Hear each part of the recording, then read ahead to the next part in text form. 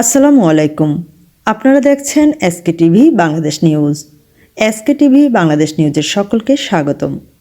যে কোনো সংবাদ সবার আগে পেয়ে যেতে চোখ রাখুন এসকে টিভি বাংলাদেশ নিউজে। এখন দেখবেন বিস্তারিত। টঙ্গী গাজীপুরে স্ত্রীকে দাহ দিয়ে নির্মমভাবে কুপিয়ে হত্যা করেছেন পাষাণ্ড স্বামী।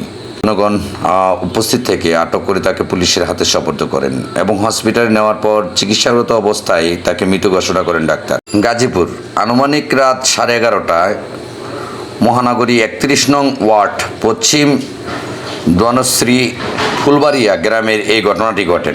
নিহতর বাবা করম আলী নিজে বাদী হয়ে মেয়ে হত্যার বিচার চেয়ে থানা